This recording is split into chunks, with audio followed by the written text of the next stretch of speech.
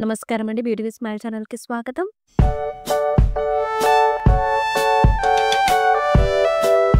ఈరోజు మనం శ్రీకాళహస్తి గుడి దర్శించుకున్నాక మరే గుడి దర్శించుకోవద్దని అంటారు. ఎందుకో తెలుసా? శ్రీకాళహస్తి ఆలయం ఆంధ్రప్రదేశ్‌లో ఉన్న పవిత్రమైన శైవ క్షేత్రాల్లో ఒకటి.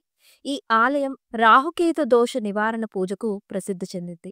భక్తులు తిరుమల, పాప వినాశనం, కాణిపాకం వంటి ఆలయాన్ని దర్శించిన తర్వాత చివరిగా శ్రీకాళహస్తి ఆలయాన్ని దర్శించేందుకు ప్రాధాన్యత ఇస్తారు.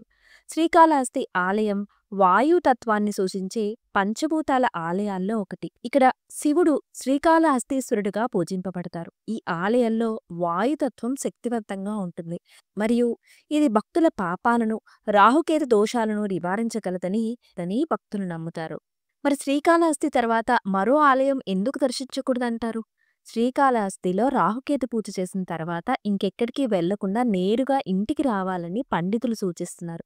ఎందుకంటే ఈ పూజ ద్వారా పొందిన శుద్ధి మరియు ఫలితాలు మరొక ఆలయ దర్శనంతో తగ్గిపోతాయన్న నమ్మకం ఉంటుంది. ఇక ఈ ఆలయానికి చాలా విశిష్టతలు కూడా ఉన్నాయి. గ్రహణ సమయంలో కూడా తెరిచే ఆలయం శ్రీకాళహస్తీశ్వర ఆలయం. చాలా ఆలయాలు గ్రహణ సమయంలో మూసివేస్తారు కదా! కానీ శ్రీకాళహస్తి ఆలయం మాత్రం గ్రహణ సమయంలో ప్రత్యేక పూజలు నిర్వహిస్తూ తెరిచే ఉంటుంది.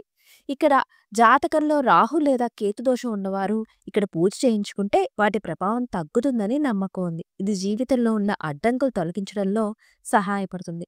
శ్రీకాళహస్తి ఆలయ దర్శనం ఒక మహా ఆధ్యాత్మిక అనుభూతి. గ్రహణాలు, శనిబాధలు పరమశివుడికి ఉండవని, మిగతా అందరి దేవుళ్ళకి శని ప్రభావం, గ్రహణ ప్రభావం ఉంటుందని పండితులు చెప్తున్నారు. ఇక శ్రీకాళహస్తిలో రాహుకేతు పూజ సమయం, టికెట్లు గురించి తెలుసుకుందాం. ప్రతిరోజు ఉదయం 6 నుంచి రాత్రి 9 వరకు శ్రీకాళహస్తి తెరిచి ఉంటుంది. ప్రతిరోజు ఉదయం 6 నుంచి సాయంత్రం 6 వరకు రాహుకేతు పూజ చేస్తారు. ఇక టికెట్ ధర వచ్చేసరికి ఆలయం వెలుపల హాల్లో పూజ చేస్తే రూ. 300 టికెట్ ఉంటుంది. ఆలయం ఏసీ హాల్‌లో పూజ చేయించుకుంటే రూ. 750 ఉంటుంది. ఇక ఆలయం లోపల ప్రత్యేక స్థలంలో పూజ చేయించుకుంటే రూ. 1500 ఉంటుంది. ఆలయం లోపల ప్రత్యేక స్థలంలో ఇంకో చోట పూజ చేయించుకుంటే రూ. 2500 ఉంటుంది. ఇక వీఐపీ సేవలతో ప్రత్యేక పూజ చేయించుకుంటే రూ. 5000 ఉంటుంది. ఇది ఆన్‌లైన్‌లో బుకింగ్ చేసుకోవచ్చు లేదా ఆఫ్‌లైన్‌లో కూడా మధ్యవర్తుల ద్వారా టికెట్లు మాత్రం కొనుక్కోకండి.